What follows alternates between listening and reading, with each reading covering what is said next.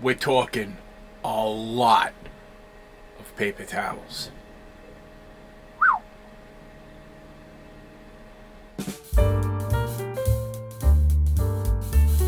Hey, welcome back to Frank's Modelworks. I'm Frank. So, I'm following on in my little series about my journey into 3D printing. Let's move this light so I don't look like I'm on some type of Saturday night horror movie freak show. Any more than I normally do.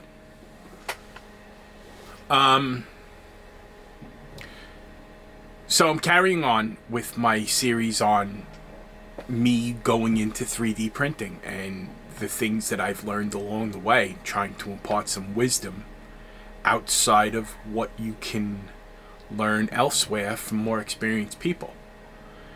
In the first video, I went over the printer that I chose, which is the Elegoo Saturn 4 Ultra. The reasons why I picked that printer, the features that I find most useful to me, the features that the people who recommended it to me thought would be most beneficial to me, and they were right. And how I do some of the things, some of the really important things that are associated with 3D printing, using that printer. Next up, I want to discuss something. If you remember in that first video, I did mention that your first week with a 3D printer is very, very frustrating. It's infuriating. And you're going to go through a lot of things, a lot of your materials. You're going to waste resin. You might break a PFA or a FEP film. You might break a piece of your printer. You're probably not going to print anything all that valuable until you develop one thing. Workflow. It's very, very important. It's as important as the decision that you make when you're selecting a 3D printer. You're going to have to figure out, given your constraints of space, how you're going to manage what's involved with 3D printing. And it's a very important thing to figure out because materials aren't cheap. Nothing's cheap. So if you're going to use things efficiently, it's best that you start doing that as soon as humanly possible. So what I'm going to do is I'm going to show you my workflow, how I manage to place things in different areas and what I do to most effectively manage my materials, my equipment, and my time. Because time is of the essence. Time is the most valuable thing that we have. And the time that we can devote to our hobbies is limited. So if we're using it most effectively, then we're better off. First off, I'm going to show you how to get the build plate onto the printer. How I using the feature of the Wi-Fi connection that the Saturn 4 Ultra has. Most of the files that I print them in Chitterbox, send them to the computer so that there's a bunch of them waiting there for me when I want to start printing. So, and that's not for nothing. There I go again talking. That's one of the main reasons why I picked this printer, because of that functionality. I don't have to walk around with where the hell is that? I don't even know where the thumb drive that came with the printer is. I think I used it once. It's big. One less thing I have to keep track of. It's a good part of the workflow. So, like I said in the last video, I'm not going to get into how I prepare files in Chitterbox. I think that's better covered elsewhere. And it's part of the products and services that are offered by somebody who charges a premium for that information. And I don't want to step on that. Like I said in the last video, I think that would be disrespectful. I gave my justifications for not providing certain information, because that information itself costs that person a considerable amount of time, money, and resources in order to gain that knowledge. And I think they're entitled to compensation for that. It might be a very unpopular opinion, and I get it, but that's how I feel about it, and this is not the place to find out. I will show you here anything that I possibly can that doesn't mess with the way other people make their money. Now, when I put it that way, does it make a little bit more sense?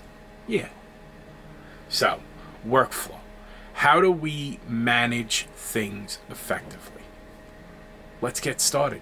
Let's take a look at the printer. I'm going to turn the machine on.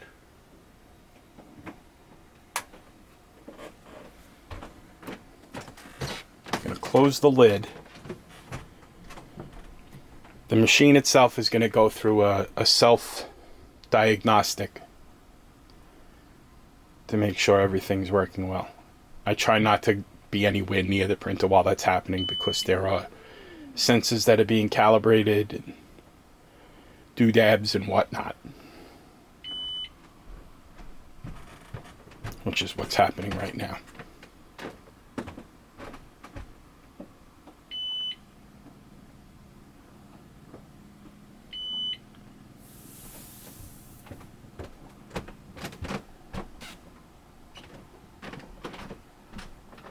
So now it's gone through its self-diagnostic and it's ready to print because I do have resin in it.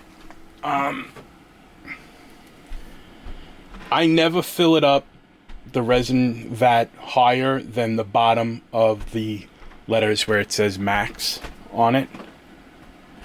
Bring in tight so you could see that.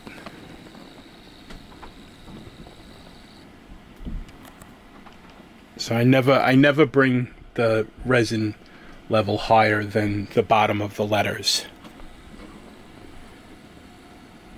It will warn you if it's overfilled. It will warn you if it's underfilled. So, in order to start a print, we go into print. Because of the Wi-Fi feature of the printer itself, it is possible to have a local file already loaded on. I don't have the thumb drive plugged in. So I could just go into my local files.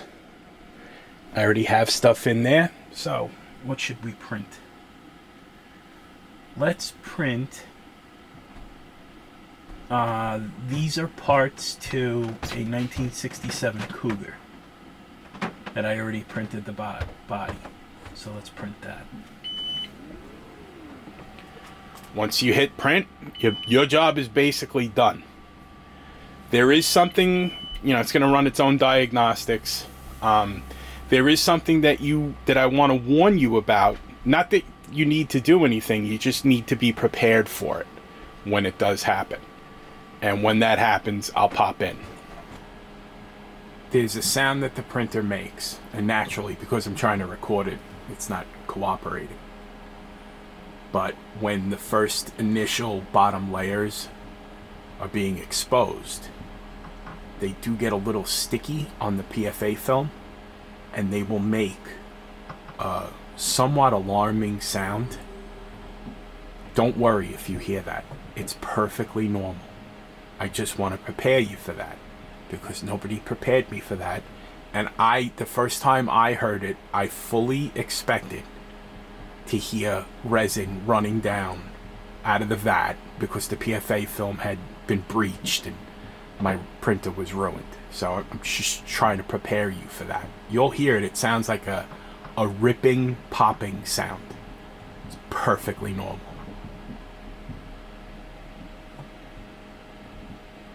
Wish the damn thing would do it.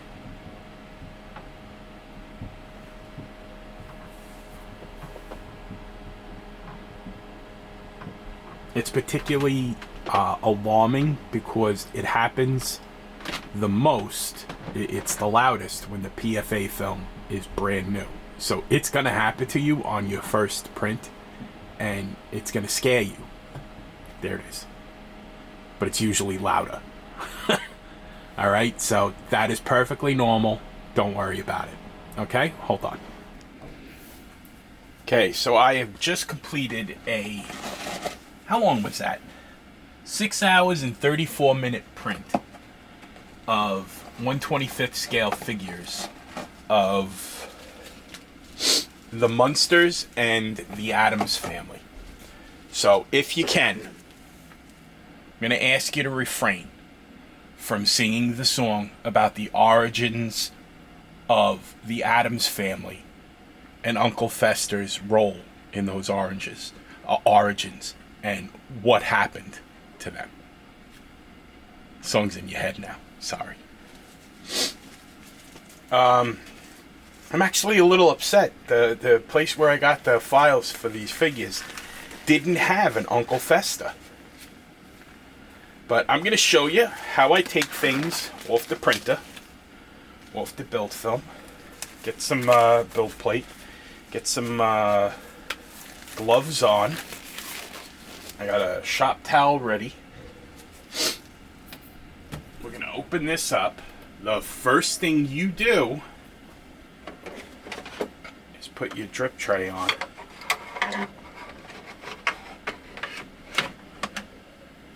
Because you don't want resin that's going to come off of the build plate to fall in between the resin vat and the LCD in the tilt valley, because then it could get into the inner workings of the printer itself.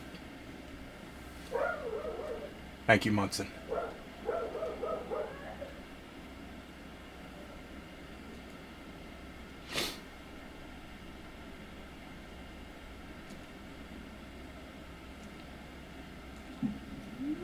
So now I just hit the return to home button. The build plate itself is going to lift up.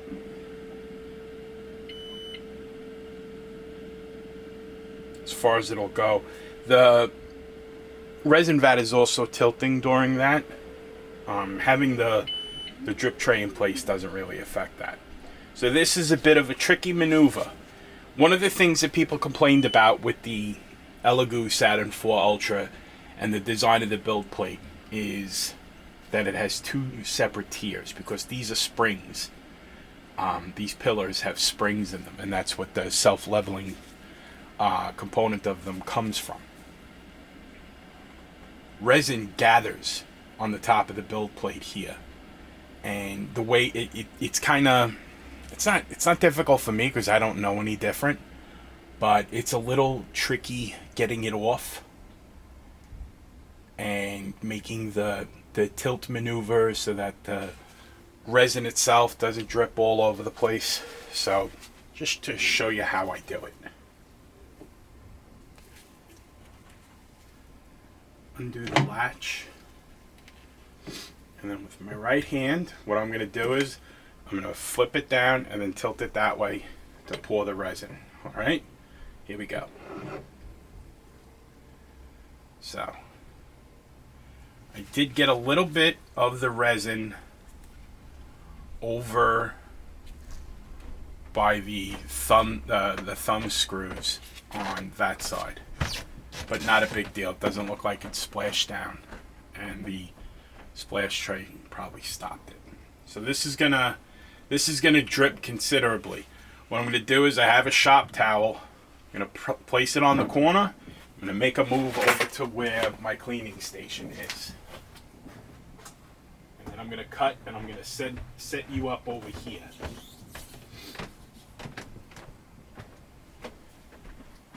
But before I cut, since I'm already set up here, I'll show you how I deal with spills. So we're done with the drip tray. There's the little bit of a spill, not a big deal. Didn't get onto the side, didn't get through. Mostly just kind of splashed on the top, not a big deal. Being very cautious not to get anything inside the resin vat, like the paper towel. You don't want anything contaminating your resin. So at the level that the resin is at now, I could probably do another print and without having to put more resin in. But I don't think I have anything planned, so I'm going to set you up over by my cleaning station. Hold on. Okay, so here we are over at my cleaning station. One of the considerations you have to make if you're going to get into 3D printing, is do you have the room? So I have the room. It's not necessarily perfect for the setup because the components themselves aren't close to each other, but it's good enough to get the job done. As far as ventilation, I do ventilate. I have a HEPA filter. I do have an exhaust fan.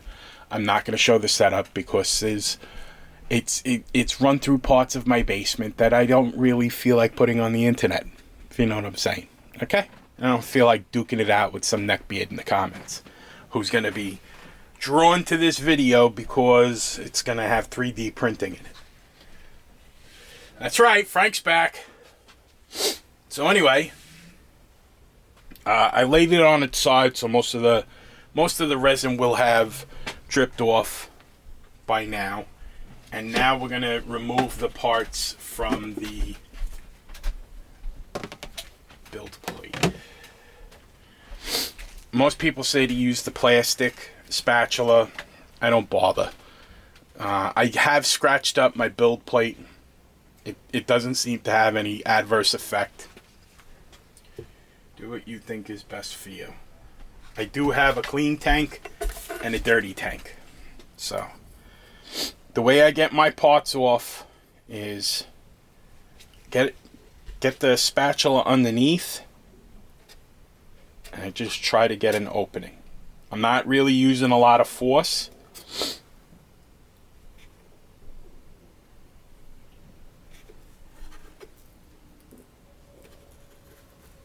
And once you get under, you exploit that.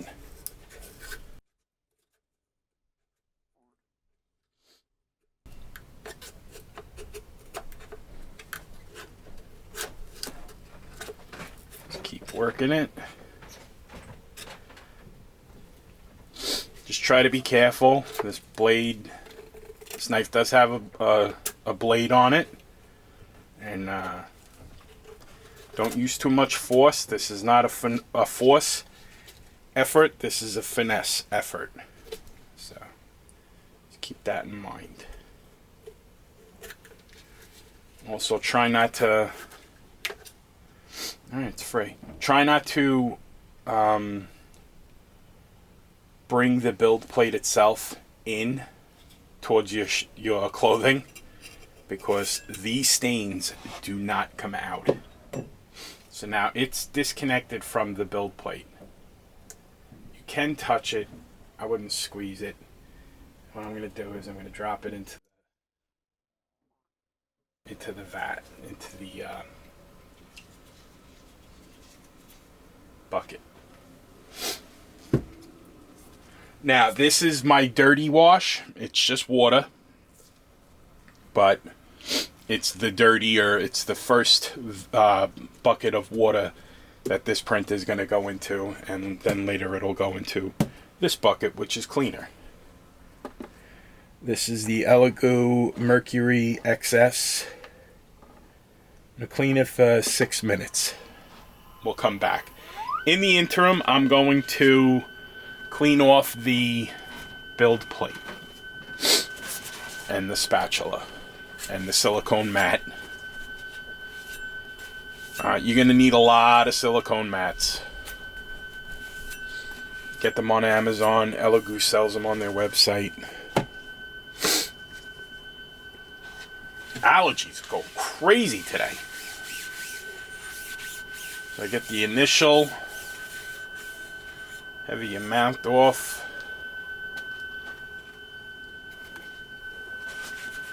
I do try to keep my resin garbage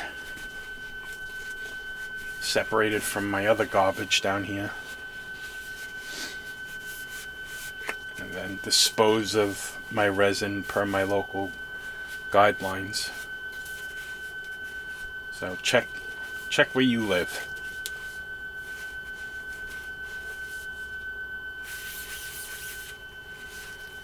And this is the part that people complain about, having to get in here.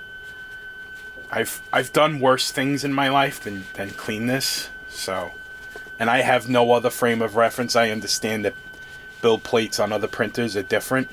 It's hurting my arm. My arm is still very sore.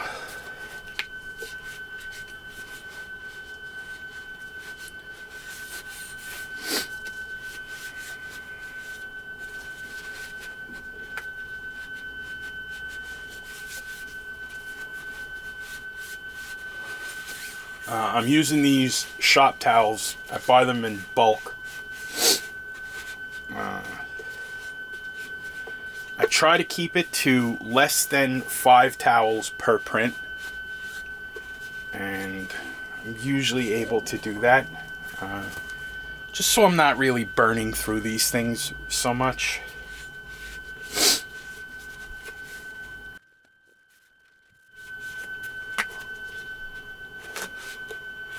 So now once I've got the resin off, I'm going to switch to my Kimtech Science wipes. Put the build plate someplace safe. Get this last residual resin. If you're going to get silicone mats, get them with a lip.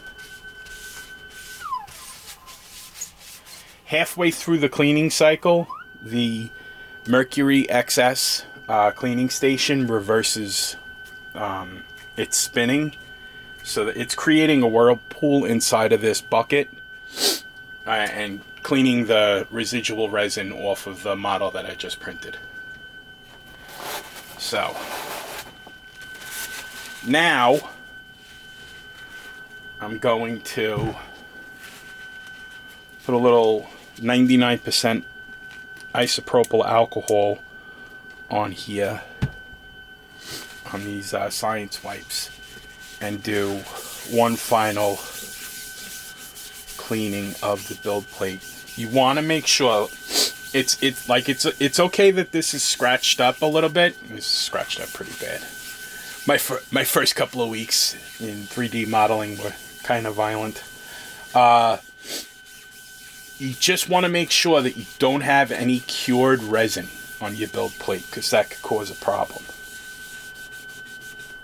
If you have cured resin on there, get it off. Do whatever you got to do to get it off.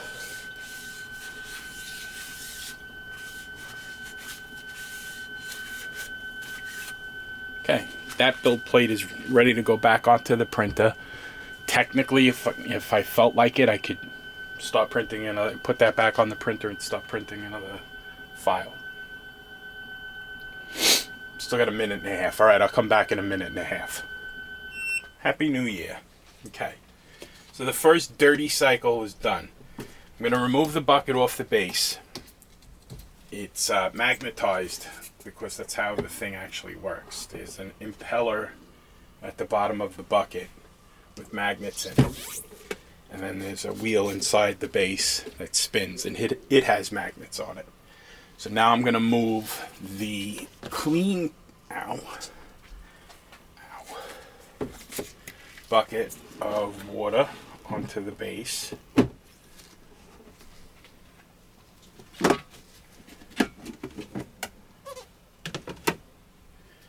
And there's a basket. When you buy the bundle, you get one bucket, one basket, one base for the basket, the curing station, and it all comes in one box. I just bought an extra bucket so I could do that this way. I'm going to do this as gingerly as possible, shake some of the water off, just move it over so I'm not dripping a lot of water. Because this is in the presence of electricity, so move this over, cover it. Now for the clean wash, I only do it for 2 minutes.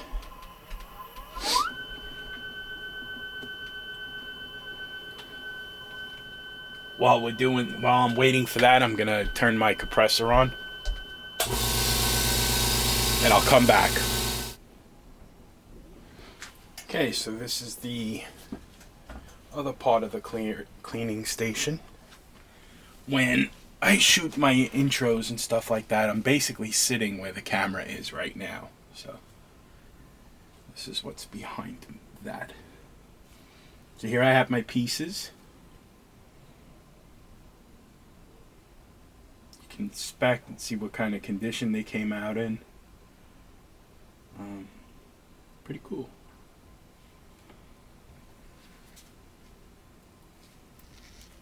Gonna give them a little careful spritz with isopropyl alcohol.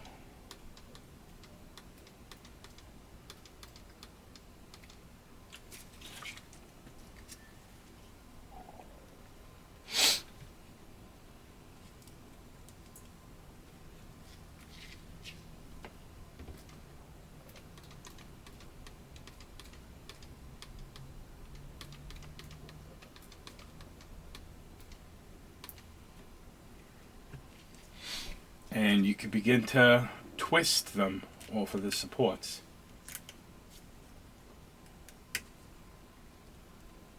As you do, just be sure to inspect each one. I take them off the supports before I cure them. Some you might receive when you send away for 3D printed parts, you might receive them still on the supports. It depends on the supplier as to why they do that, but most of the time it's to protect them during shipping. And these aren't exactly difficult. You just got to be a little bit careful.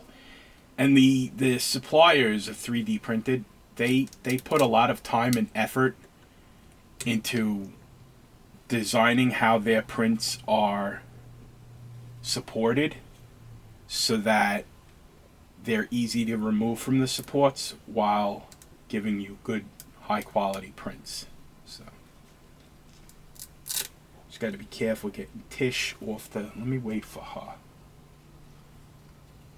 Calling Morticia Adams Tish, like we're old friends.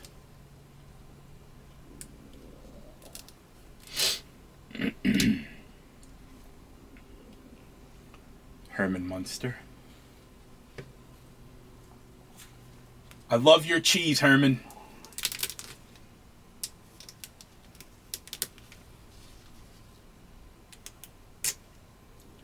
Here's Lily. You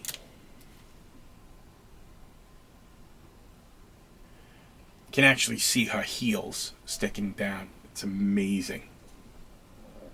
So, you got Eddie Munster behind Morticia.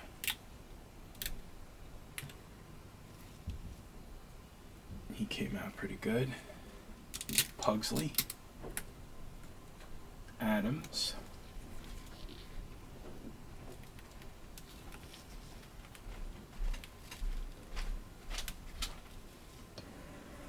Okay. Doesn't appear that I have any failures yet. All right. I have Morticia. The reason why I'm being careful with Morticia Adams is the bottom of her dress is like splayed out. I'll show you once I get her off safely.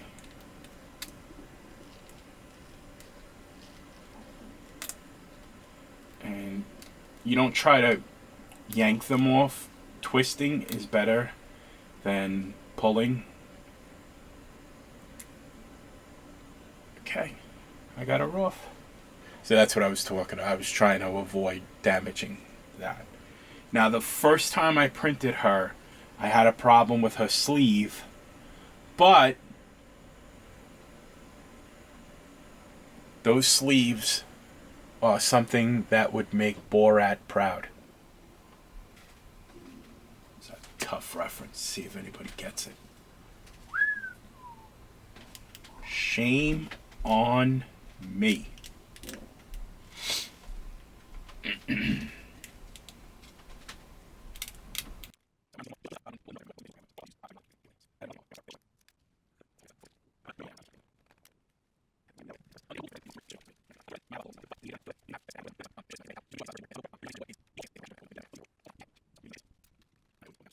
I have powered up the large shop compressor, which is overkill for this. You could use your airbrush compressor to do this. It's just I asked for this for Father's Day one year, and I need to use it for something.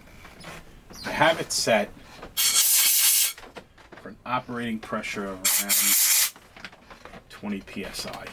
So it sounds a lot higher.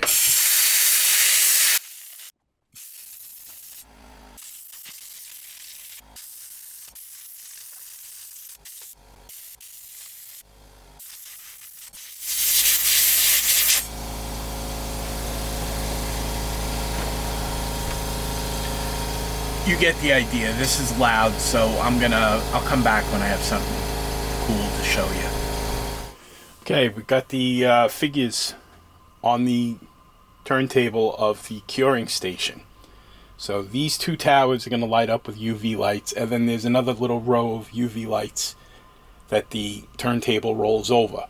So you try to arrange your pieces that you're going to be curing in such a way that they're going to get from all angles exposed to UV light. This way they're fully cured.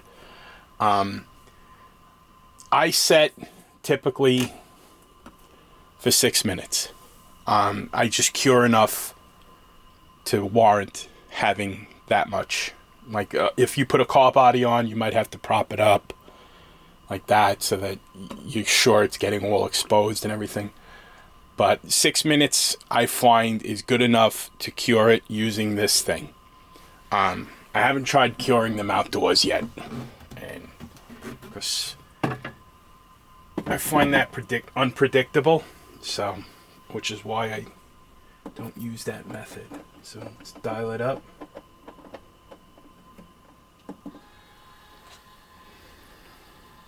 I spilled some stuff on the cover because it's Frank.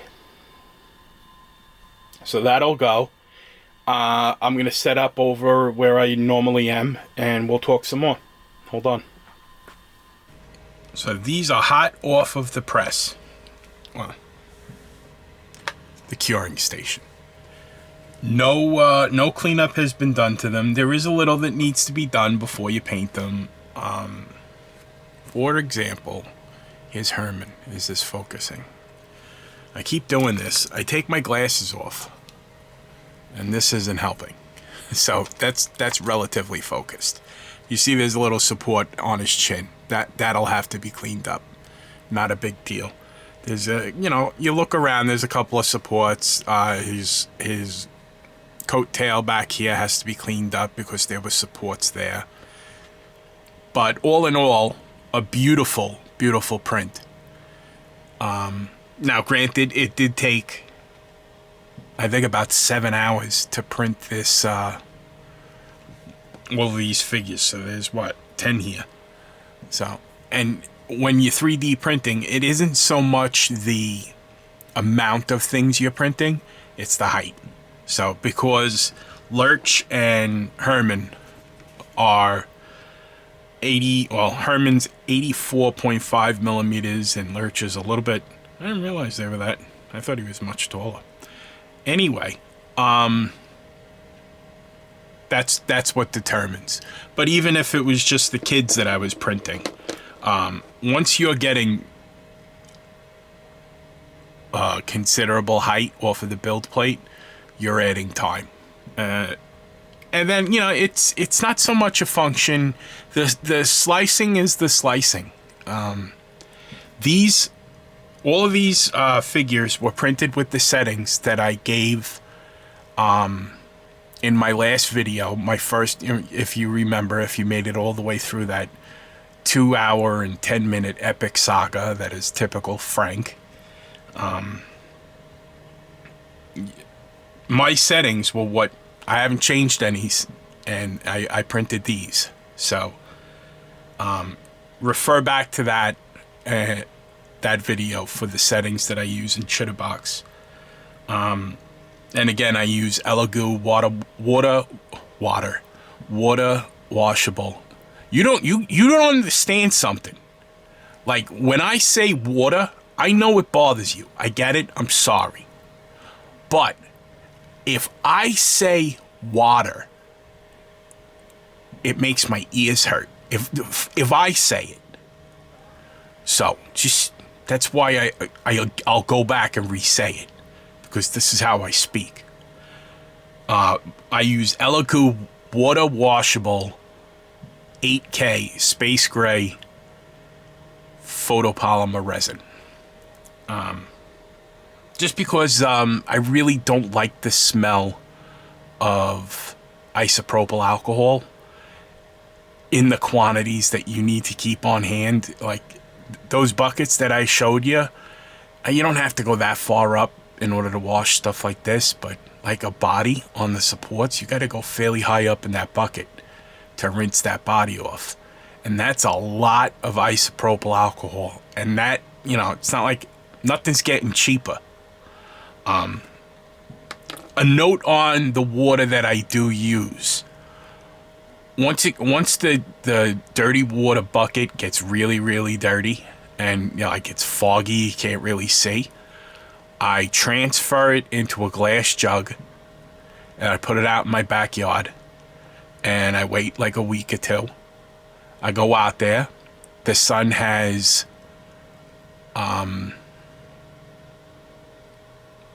what's it called? The sun has exposed the resin and it'll float like little dots of grains of sand inside and then settle on the bottom.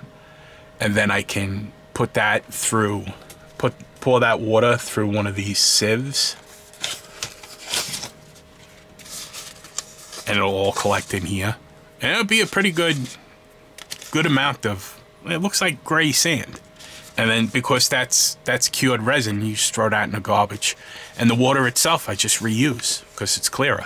I mean, it's, you know, it's never going to be drinkable. I don't know how many times I could throw it through that.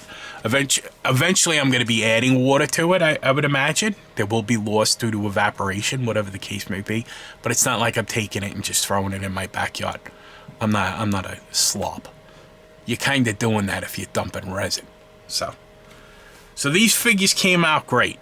I like the way they look. Lurch, look at the detail on him. Let's get that focused in.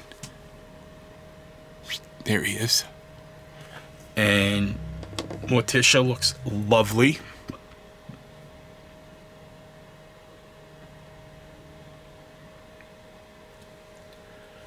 Pugsley.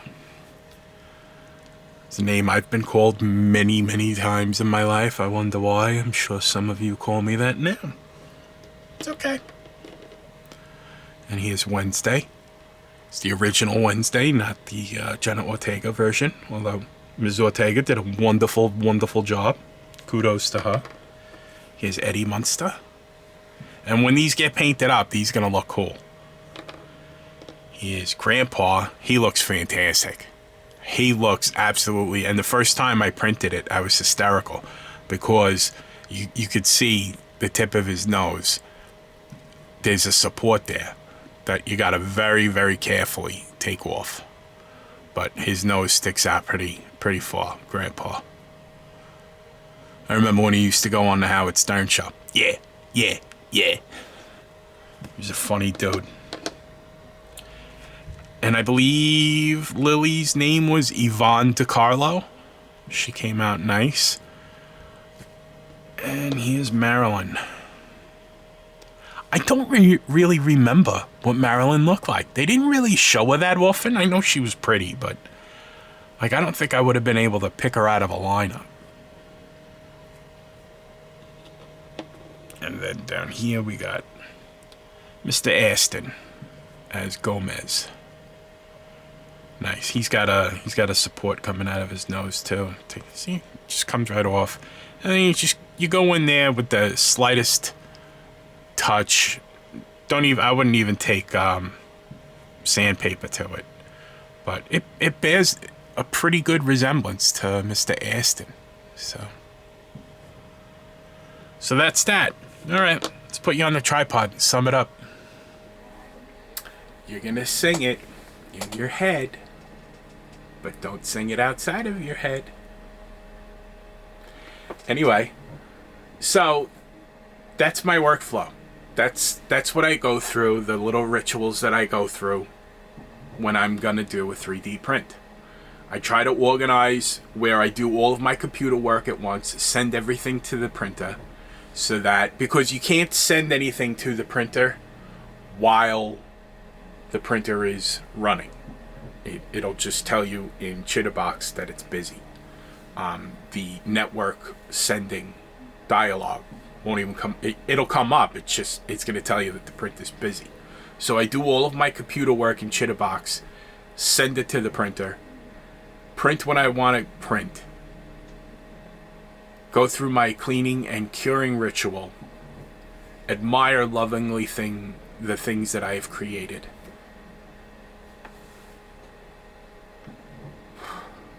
and then go about my cleaning process to clean up my work area. Cool. So when will I visit 3D printing again? When I have something to tell you. I've tried to keep this one definitely more brief than the last one.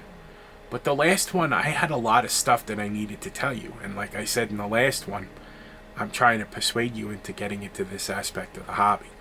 So, there's always a method to the madness, kiddies.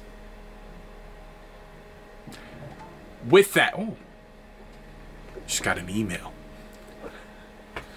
With that, as always, I got Frizzo's back. I appreciate your support. And until we speak again, my friends, take care of yourselves and be well.